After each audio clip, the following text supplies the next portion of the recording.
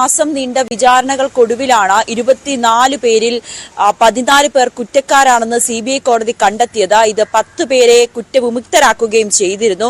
ഈ ഒരു സാഹചര്യത്തിൽ ഈ ഇന്നത്തെ വിധി ഇവർക്ക് എന്ത് ശിക്ഷയാണ് കോടതി നൽകുക എന്നുള്ളത് രാഷ്ട്രീയ കേരളം തന്നെ ഉറ്റുനോക്കുന്ന ഒരു കാര്യം കൂടിയാണ്. ഇതിൽ ഏറ്റവും പ്രധാനപ്പെട്ട കാര്യം ഒന്നാം പ്രതിയാണ് A. പീതാംബരൻ. ഇതിൽ പ്രതികളെല്ലാം തന്നെ CPM പ്രവർത്തകരും CPMന്റെ പ്രധാനപ്പെട്ട സ്ഥാനങ്ങൾ വഹിക്കുന്നവരും CPM അനുഭാവികളുമാണ് എന്നുള്ളതാണ്. സർക്കാരിനെ സംബന്ധിച്ചും CPMനെ സംബന്ധിച്ചും ഒക്കെ ഏറെ നിർണായകമായ ഒരു കേസ് കൂടിയാണ്. വലിയ രീതിയിൽ രാഷ്ട്രീയ കോളിളക്കം സൃഷ്ടിച്ച ഒരു കേസ് കൂടിയാണ് പെരിയയിലെ ഇരട്ടക്കൊലപാതകം. എന്തായാലും ഇന്ന് 11 മണിയോടുകൂടിയായിരിക്കും കൊച്ചിയിലെ CBI കോടതിയിൽ നിന്നും ശിക്ഷ വിധിക്കുക. ഇതിൽ 10 പ്രതികൾക്കെതിരെ വധശിക്ഷ വരെ കിട്ടാവുന്ന കുറ്റങ്ങളാണ് ചുമത്തിയിരിക്കുന്നത്. കൊലപാതകത്തിൽ നേരിട്ട് പങ്കല്ല എങ്കിൽ കൂടിയും 10ാം പ്രതി T. രഞ്ജിത്തിനും 15ാം പ്രതി വിഷ്ണു സുര എന്നിവരും ഇതേ കുറ്റങ്ങൾ ചെയ്തിട്ടുണ്ടെന്ന് കോടതി കണ്ടെത്തിയിട്ടുണ്ട്. അതായത് കൊലപാതകം, ഗൂഢാലോചന, നിയമവിരുദ്ധമായി സംഘം ചേരൽ, കലാപം സൃഷ്ടിക്കൽ, തടഞ്ഞുവെക്കൽ എന്നീ കുറ്റങ്ങളാണ് ഇവർക്ക് മേൽ ചുമത്തിയിരിക്കുന്നത്. ജീവപര്യന്തം മുതൽ വധശിക്ഷ വരെ ലഭിക്കാവുന്ന കുറ്റങ്ങളാണ് ഇവർ ചെയ്തതെന്ന് കോടതി കണ്ടെത്തുകയും ചെയ്തിട്ടുണ്ട്.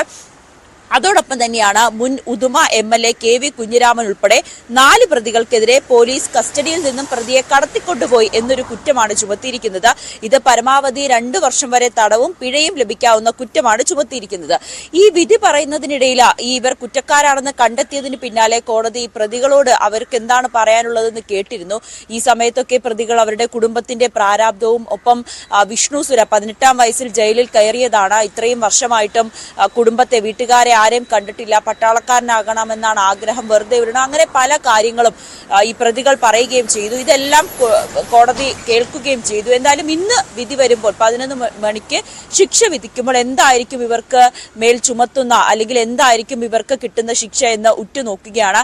ജീവപര്യന്തം മുതൽ വധശിക്ഷ വരെ ലഭിക്കാവുന്ന കുറ്റങ്ങളാണ് 1 മുതൽ 8 വരെയുള്ള പ്രതികൾ ചെയ്തിരിക്കുന്നത്. എന്തായാലും 10 പ്രതികൾക്കാണ് ഇത്തരത്തിൽ ജീവപര്യന്തം മുതൽ വധശിക്ഷ വരെ ലഭിക്കാവുന്ന കുറ്റങ്ങൾ ചുമത്തപ്പെട്ടിരിക്കുന്നത്.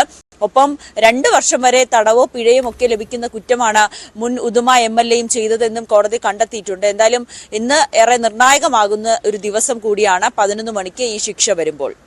അതാണ് നവമി. ഞാൻ KV ബൈജുവിലേക്ക് ഒന്ന് പോവുകയാണ്. ബൈജു, വൈകാരികമാണ് പെരിയയെ സംബന്ധിച്ചിടത്തോളം, ശരത് ലാലിന്റെയും കൃപേഷിന്റെയും കുടുംബത്തെയും സുഹൃത്തുക്കളെയും ഒക്കെ സംബന്ധിച്ചിടത്തോളം നമ്മൾ അവരുടെ വാക്കുകൾ കേട്ടപ്പോൾ അത്രത്തോളം വൈകാരികമാണ്. ഫെബ്രുവരി 17, 2019 അവരുടെ ജീവിതത്തിൽ അവർക്ക് മറക്കാനാകാത്ത ദിവസവുമാണ്. ഇന്നിപ്പോൾ സ്മൃതി മണ്ഡപത്തിൽ ഇരുന്നായിരിക്കും അവർ ആ ശിക്ഷാവിധി കേൾക്കുക, അല്ലേ ബൈജു? തീർച്ചയായും അശ്വതി, സ്മൃതി മണ്ഡപത്തിൽ വിപുലമായ ഒരുക്കങ്ങൾ ഇതിനായി ഏർപ്പെടുത്തിയിട്ടുണ്ട്. പുഷ്പാർച്ചന ഉൾപ്പെടെ ഉണ്ട്. ഒരുപാട് നേതാക്കൾ ഇന്ന് എത്തുമെന്നാണ് അറിയിച്ചിട്ടുള്ളത്. ഏതായാലും രാജ്മോഹൻ ഉണ്ണിത്താൻ MP രാവിലെ മുതൽ തന്നെ അവിടെ ഉണ്ടാവും. ഇതിൽ ഈ കൊല്ലപ്പെട്ട കൃപേഷിന്റെ അച്ഛൻ കൃഷ്ണനും ശരത് ലാലിന്റെ അമ്മയും സഹോദരിയും അമൃതയും ഇവർ കൊച്ചിയിലേക്ക് പോയിട്ടുണ്ട്. ഈ ശരത് ലാലിന്റെ അച്ഛൻ സത്യനാരായണൻ ഇന്ന് സ്മൃതി മണ്ഡപത്തിൽ തന്നെ ഉണ്ടാകും. നമുക്ക് മനസ്സിലാക്കാൻ സാധിക്കുന്നത് ഡീൻ കുര്യാക്കോസിനെ പോലുള്ള ഒരുപാട് നേതാക്കൾ ഇന്ന് എത്തുന്നുണ്ട്. അത് അല്പസമയം കഴിഞ്ഞാൽ അറിയാം. എന്തായാലും നവമി സൂചിപ്പിച്ചതാണ് ഏറ്റവും പ്രധാനം. ഇവർക്ക് എന്ത് ശിക്ഷ ലഭിക്കുന്നു എന്നതാണ് ഇതിൽ ഏറ്റവും പ്രധാനം. പ്രത്യേകിച്ച് CPMന്റെ ഉന്നത നേതാക്കൾ ഇതിൽ ഉൾപ്പെട്ടിട്ടുണ്ട്. അവരെ കോടതി കുറ്റക്കാരാണെന്ന് കണ്ടെത്തിയിട്ടുണ്ട്. ഉദുമ മുൻ MLA KV Kunhiraman, Kanhangad block panchayat president K. Manikandan ഉൾപ്പെടെയുള്ള അവരുടെ ശിക്ഷ എന്തായിരിക്കും എന്നതാണ് ഏറ്റവും പ്രധാനം. നേരത്തെ പെരിയ ലോക്കൽ കമ്മിറ്റി അംഗമായിരുന്ന ഇതിലെ കേസിലെ 1ാം പ്രതിയായ A. പീതാംബരനെ നേരത്തെ തന്നെ പാർട്ടി പുറത്താക്കുകയും തള്ളിപ്പറയുന്ന സാഹചര്യം ഉണ്ടായിരുന്നു. പക്ഷെ അതുപോലെയല്ല മറ്റ് നേതാക്കളുടെ കാര്യം. ഏതായാലും 6ഓളം CPMന്റെ നേതാക്കളാണ് ഇതിൽ പ്രതികളായി ഇപ്പോൾ CBI കണ്ടെത്തിയിരിക്കുന്നത്. അത് തന്നെയാണ് ഇതിൽ ഏറ്റവും പ്രധാനം. ഇതിൽ അശ്വതി നേരത്തെ സൂചിപ്പിച്ചതുപോലെ തന്നെ ഈ കേസ് ഏതായാലും നിയമ പോരാട്ടം വീണ്ടും തുടരും എന്ന് തന്നെയാണ് പ്രതിഭാഗമായാലും കൃപേഷിന്റെയും ശരത് ലാലിന്റെയും കുടുംബമായാലും നേരത്തെ വ്യക്തമാക്കിയിരിക്കുന്നത്. അപ്പീൽ നൽകുമെന്ന കാര്യത്തിൽ നേരത്തെ തന്നെ അവർ പറഞ്ഞിട്ടുണ്ട്.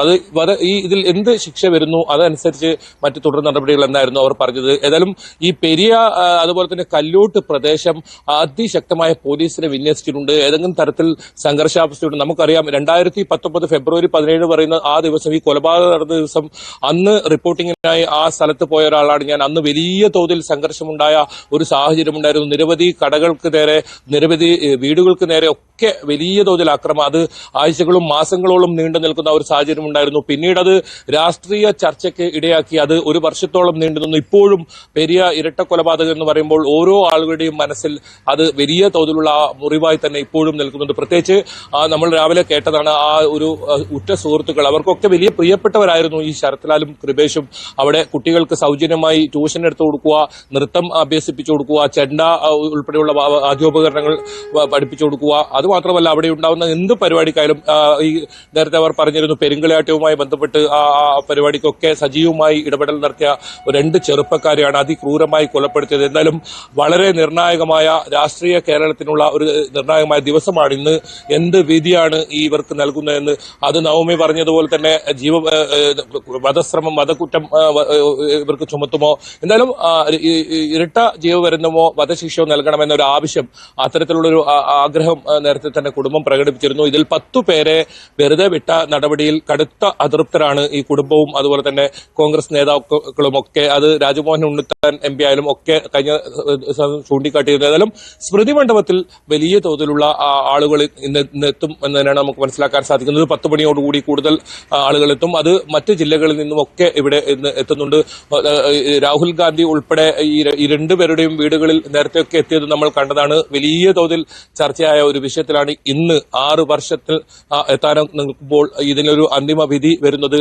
അതുകൊണ്ട് തന്നെ ഇന്ന് ഏറ്റവും പ്രധാനം തന്നെയാണ്. പ്രത്യേകിച്ച് കുടുംബാംഗങ്ങളെയും അവരെ സ്നേഹിക്കുന്നവരെയും ഒക്കെ എന്ത് വിധിയാണ് ഇവർക്ക് വരുന്നതെന്ന്. 14 പേരാണ് ഇപ്പോൾ കുറ്റക്കാരാണെന്ന് കണ്ടെത്തിയിരിക്കുന്നത്. ഈ 14 പേർക്കുള്ള ശിക്ഷ എന്തായിരിക്കും?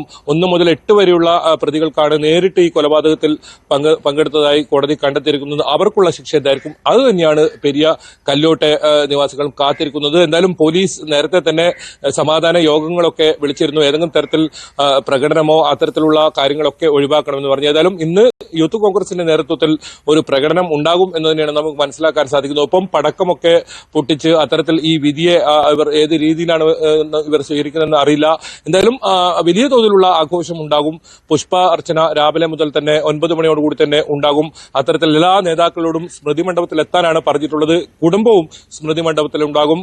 അവിടെ നിന്നായിരിക്കും ഇവർ ഈ വിവരങ്ങൾ, ഈ വാർത്ത, ഈ വിവരങ്ങൾ അറിയുക, ഈ വിധി അറിയുക. അതിനുശേഷം ഉള്ള പ്രതികരണങ്ങൾ അതൊക്കെ ഉണ്ടാകും. എന്തായാലും കല്ലോട്ട്, പെരിയ ഈ പ്രദേശങ്ങളിലൊക്കെ പോലീസിനെ വിന്യസിച്ചിട്ടുണ്ട്. കണ്ണൂർ ജില്ലയിൽ നിന്ന് ഉൾപ്പെടെ കൂടുതൽ പോലീസിനെ കാസർഗോഡ് എത്തിച്ചിട്ടുണ്ട്. കഴിഞ്ഞ ദിവസം ഈ കോടതി ഈ വിധി പറയാൻ എടുത്തപ്പോഴും നമ്മൾ കണ്ടതാണ്. ആ ദൃശ്യങ്ങളൊക്കെ നമുക്ക് കണ്ടതാണ്. വലിയ തോതിൽ പോലീസ് സന്നാഹം, ബേക്കൽ DYSP മനോജിന്റെ നേതൃത്വത്തിൽ പ്രത്യേക പോലീസ് സംഘം എല്ലാ സ്റ്റേഷനിലും, കാസർഗോഡ് ജില്ലയിലെ എല്ലാ സ്റ്റേഷനുകളിലെയും SHOമാരെ ഇന്ന് കല്ലോട്ടെത്താൻ നിർദ്ദേശിച്ചിട്ടുണ്ട്. ഏതെങ്കിലും തരത്തിൽ സംഘർഷം ഉണ്ടാകാതിരിക്കാനുള്ള എല്ലാ പഴുതടച്ചുള്ള സുരക്ഷ തന്നെയാണ് ഇന്ന് കല്ലോട്ടും പരിസര പ്രദേശങ്ങളിലും ഒരുക്കിയിരിക്കുന്നത്.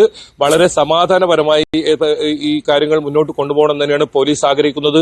അതുകൊണ്ട് ഇന്ന് കനത്ത സുരക്ഷ ഇവിടെ ഏർപ്പെടുത്തിയിട്ടുണ്ട്. ഏതായാലും 11 മണി അത് നിർണായകമാണ് രാഷ്ട്രീയ കേരളത്തെ സംബന്ധിച്ചിടത്തോളം. ശരി ബൈജു, നവമിയിലേക്ക് ഒരിക്കൽ കൂടി. നവമി, വധശിക്ഷ വരെ, ജീവപര്യന്തം മുതൽ വധശിക്ഷ വരെ ലഭിക്കാവുന്ന കുറ്റങ്ങളാണ് ചുമത്തിയിട്ടുള്ളത് പ്രതികൾക്കുമേൽ. ഒപ്പം ഈ വിധി പറയുന്ന സമയത്ത് കോടതി പ്രതികളെ കേൾക്കുകയും ചെയ്തിരുന്നു. നവമി നേരത്തെ സൂചിപ്പിച്ചതുപോലെ പല പ്രാരാബ്ദങ്ങളും പ്രതികൾ പറഞ്ഞിരുന്നു. വയസ്സായ അമ്മയും അച്ഛനും ഉണ്ട് നോക്കണം, അതുപോലെ തന്നെ ഭാവി ഇങ്ങനെ മുന്നിൽ കിടക്കുകയാണ് എന്ന് പറയുന്നു. അത്തരത്തിൽ പഠിക്കണമെന്ന് പറഞ്ഞ പ്രതികളുണ്ട്. അതൊന്നും ഈ ശിക്ഷാവിധിയെ ബാധിക്കാനുള്ള സാധ്യതയില്ലല്ലോ. കാരണം അത്രത്തോളം ക്രൂരമായ കൊലപാതകമെന്ന് തെളിയിക്കാൻ അന്വേഷണ സംഘത്തിന് കഴിഞ്ഞു എന്നുള്ളതല്ലേ?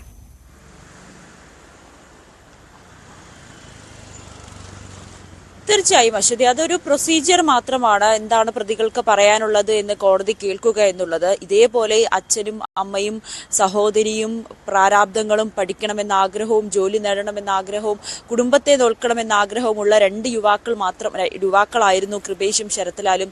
അവരെ ഇത്തരത്തിൽ വെട്ടിക്കൊലപ്പെടുത്തുമ്പോൾ ഈ പ്രതികൾ ഓർക്കണമായിരുന്നു അവർക്കും കുടുംബവും പ്രാരാബ്ദവും ആഗ്രഹങ്ങളും സ്വപ്നങ്ങളും ഒക്കെ ഉണ്ടെന്ന്. എന്തായാലും ഈ പ്രതികൾ, ഈ കോടതി ഇവരെ കുറ്റക്കാരനാണെന്ന് തെളിയിച്ച സമയത്തായിരുന്നു ഇത്തരത്തിൽ എന്തൊക്കെയാണ് പ്രതികൾക്ക് പറയാനുള്ളതെന്ന് ചോദിച്ചത്. ഇതിൽ വിഷ്ണു സുരയാണ് ഏറ്റവും പ്രധാനമായും പറഞ്ഞത്. പട്ടാളക്കാരനാകണമെന്നാണ് ആഗ്രഹം, ഡിഗ്രി പഠിക്കണമെന്ന ആഗ്രഹമുണ്ട്, 18-ാം വയസ്സിൽ കോടതിയിൽ ജയിലിൽ കഴിയുന്നതാണ്, ഇതുവരേക്കും കുടുംബത്തെ ഒന്നും തന്നെ കാണാൻ സാധിച്ചില്ല എന്ന് വിഷ്ണു സുര പറയുന്നു. അതോടൊപ്പം മുൻ MLA, ഉദുമ MLA പറഞ്ഞത് പ്രായമായ അമ്മയുണ്ട്, അമ്മയെ നോക്കണം, അതുകൊണ്ട് ശിക്ഷയിൽ നിന്നും ഒഴിവാക്കി തരണമെന്നാണ് MLAയും പറഞ്ഞത്. പക്ഷെ ഇതൊന്നും കോടതി കേൾക്കുമെന്ന് തോന്നുന്നില്ല. കാരണം അത്രയേറെ ഗുരുതരമായ ഗുരുതരമായിട്ടുള്ള കുറ്റങ്ങൾ തന്നെയാണ് പ്രതികൾക്കെതിരെ തെളിഞ്ഞിട്ടുള്ളത്. കൃപേഷിനെയും ശരത്ലാലിനെയും ക്രൂരമായി കൊലപ്പെടുത്തി, ഒപ്പം തെളിവുകൾ നശിപ്പിക്കുന്നു. അതോടൊപ്പം ഈ കൃപേഷും ശരത്ലാലും എപ്പോഴാണ് ഈ സംഭവ സ്ഥലത്തെത്തുന്നത്, അവരെവിടെ നിന്ന് പുറപ്പെട്ടു, ഈ വിവരങ്ങളെല്ലാം തന്നെ കൃത്യമായി പ്രതികൾ ഈ കൊലപാതകികൾക്ക്, ഈ കൊലയിൽ നേരിട്ട് പങ്കെടുത്തവർക്ക് സന്ദേശം നൽകുകയും ഒക്കെ ചെയ്തു. ഇതെല്ലാം കൊലപാതകത്തിന് തുല്യമാണെന്ന് കോടതി ഈ ശിക്ഷ വിധിക്കുന്നതിനിടയിൽ തന്നെ കണ്ടെത്തുകയും ചെയ്തു. ഈ ഒരു സാഹചര്യത്തിൽ പ്രതികളുടെ ന്യായീകരണങ്ങൾ അല്ലെങ്കിൽ പ്രതികൾ പറയുന്ന പ്രാരാബ്ദങ്ങളൊന്നും തന്നെ കോടതി മുഖവുരയ്ക്കെടുക്കുന്ന സാധ്യത കുറവാണ്. എന്തായാലും ജീവപര്യന്തം മുതൽ വധശിക്ഷ വരെ ലഭിക്കുന്ന കുറ്റങ്ങൾ തന്നെയാണ് പ്രതികൾക്കെതിരെ തെളിഞ്ഞിട്ടുള്ളത്. അത്തരത്തിലുള്ളൊരു ശിക്ഷ തന്നെ ലഭിക്കുമെന്നാണ് പ്രതീക്ഷിക്കുന്നത്. മറ്റൊന്ന്, ഈ 10 പേരെയാണ് കോടതി വെറുതെ വിട്ടിരുന്നത്. ഇതിനെതിരെ കുടുംബം കോടതി അപ്പീൽ നൽകുമെന്നാണ് പറഞ്ഞിരിക്കുന്നത്. മേൽക്കോടതികളെ സമീപിക്കും. കാരണം ഈ ഒരു കൊലപാതകത്തിൽ ഇവർക്കൊക്കെ നേരിട്ട് പങ്കുണ്ടെന്നും അല്ലെങ്കിൽ ഇവർക്കെതിരെ തെളിവുണ്ടെന്നും CBI കണ്ടെത്തിയിരുന്നു. ഇതിന്റെ അടിസ്ഥാനത്തിൽ ഈ പ്രതികളെ വെറുതെ വിട്ട നടപടിക്കെതിരെയാണ് ഇപ്പോൾ മേൽക്കോടതിയെ സമീപിക്കാൻ കുടുംബവും തയ്യാറായിരിക്കുന്നത്. കഴിഞ്ഞ ദിവസം ഈ ശിക്ഷ കേൾക്കുന്നതിന് വേണ്ടി കൃപേഷിന്റെയും ശരത്ലാലിന്റെയും അച്ഛന്മാരും സഹോദരിമാരും ഒക്കെ എത്തിയിരുന്നു. അവർ പറഞ്ഞത് ഇതിലെന്തായാലും അപ്പീൽ നൽകും. തങ്ങളുടെ സഹോദരനെ, മകനെ കൊലപ്പെടുത്തിയതിൽ ഈ കുറ്റവിമുക്തരാക്കിയ 10 പേർക്കും പങ്കുണ്ട്. അവർക്കും ശിക്ഷ മേടിച്ച് നൽകുന്നതുവരെ ഈ നിയമ പോരാട്ടം തുടരും എന്ന് പറഞ്ഞിട്ടുണ്ട്. ഒപ്പം നമുക്കറിയാം, ഈ സർക്കാരിന്റെ ഒരു അലംഭാവം, ഇതിലൊരു ഈ CBI കേസ് ഏറ്റെടുക്കണമെന്ന് ആവശ്യപ്പെട്ടുകൊണ്ട് ഏറ്റെടുക്കരുതെന്ന് പറഞ്ഞുകൊണ്ട് സുപ്രീം കോടതിയെ വരെ സമീപിക്കാൻ സർക്കാർ പോയ നീക്കങ്ങൾ നമുക്ക് മുന്നിലുണ്ട്. ഈ ഒരു അടിസ്ഥാനത്തിൽ ഈ പാർട്ടി പ്രവർത്തകരായതുകൊണ്ടാണോ ഇവരെ വെറുതെ വിടുന്നതെന്നൊരു ചോദ്യമാണ് കുടുംബവും ഉന്നയിക്കുന്നത്. അതുകൊണ്ട് ഇവർക്കും ശിക്ഷ നൽകണം എന്നാവശ്യപ്പെട്ടുകൊണ്ട്, ഇവരെയും കുറ്റക്കാരാണെന്ന് കണ്ടെത്തണമെന്ന് ആവശ്യപ്പെട്ടുകൊണ്ട് മേൽക്കോടതിയെ സമീപിക്കുവാനും കുടുംബം തീരുമാനിച്ചിട്ടുണ്ട്. അശ്വതി. ശരി, നവമി ദിനേശും KV ബൈജുവുമാണ് വിവരങ്ങൾ നൽകിയത്. ഫെബ്രുവരി